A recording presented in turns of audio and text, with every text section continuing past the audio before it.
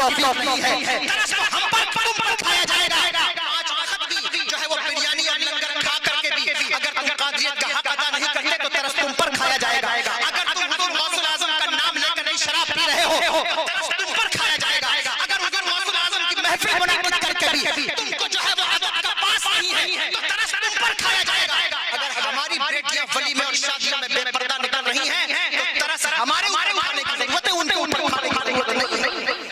ان کے اوپر ترس نہیں کھایا جائے، ہمارے اوپر ترس کھایا جائے۔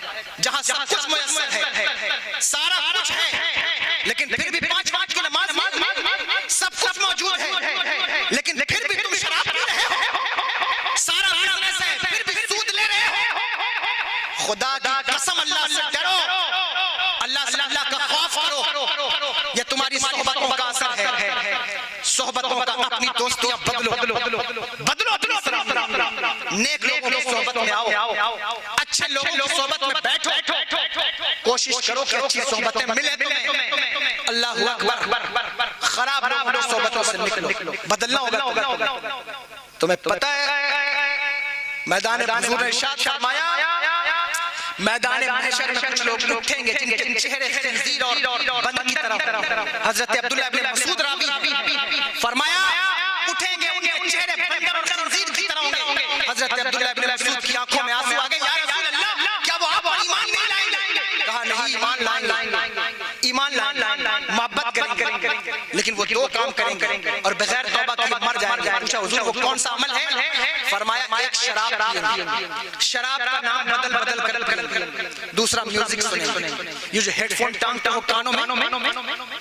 میں نے حدیث پاک پڑھی تھی طالب علم کے زمانے میں، حضور نے فرمایا کہ لوگ کان میں ڈھول ٹانگتے، میں سوچتا تھا یا اللہ ڈھول تو اتنا بڑا ہوتا ہے اسے کان میں کیسے ٹانگا جائے گا، لیکن جب یہ ہیڈ فون آیا تو یہ اٹھتا کھلا میں سمجھ گیا کہ یہ میرے آقا نے ارشاد فرمایا تھا لوگ کانوں میں ڈھول ٹانگیں گے، اس سے مراد ہیڈ فون ہے۔ بائک پر ہو تو ہیڈ فون، کار میں ہو تو ہیڈ فون، بس میں ہو تو ہیڈ فون، ٹرین میں ہو تو ہیڈ فون، فلائٹ میں ہو تو ہیڈ فون، جہاں دیکھو نوجوانوں کو کانوں میں ہیڈ فون لگا ہوا ہے۔ کیا کر رہے ہیں صاحب؟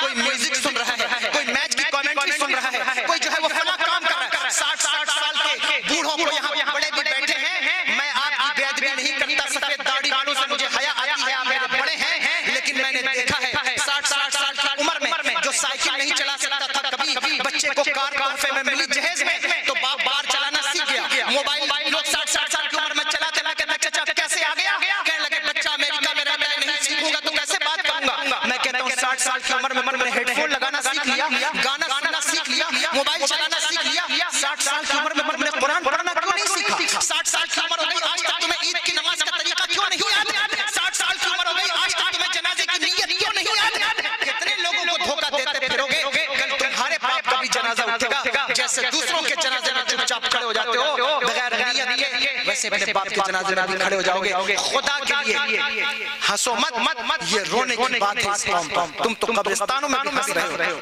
وہاں بھی ہنس رہے ہو، مجھے بتاؤ تو صحیح، غور تو کرو، کیا یہ ہنسنے کی بات ہے؟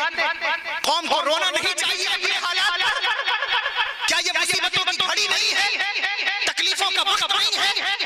اتنی تقریریں، اتنی منقبت، اتنی نعتیں، اتنی محفلیں، 10 سال پیچھے جھانک کر دیکھو اتنی محفلیں نہیں تھیں۔ ایک محفل ہو گئی بدوئی میں، بنارس میں لوگ اکٹھا ہوتے تھے، آج محفل ہے، صبح محفل، شام محفل، دوپہر محفل، رات محفل۔ صاحب ہمارے یہاں فلاں آ رہے ہیں، ہمارے یہاں فلاں آ رہے ہیں، بلاؤ، میں نہیں منع کرتا، لیکن اگر محفلوں کی برکات تمہیں نہیں مل رہی ہے تو تمہیں غور کرنا چاہیے کہ تمہارا پیسہ برباد ہو رہا ہے۔ تمہارے نوجوانوں کو اگر ان مجلسوں کی برکتیں نہیں مل رہی ہیں، اگر ان کے چہرے، ان کے دماغ، ان کا طریقہ، ان کی توجہ سدھر نہیں رہی ہے تو تمہیں غور کرنا ہوگا۔ تمہارا سرمایہ بھی برباد ہو رہا ہے، وقت بھی برباد ہو رہا ہے۔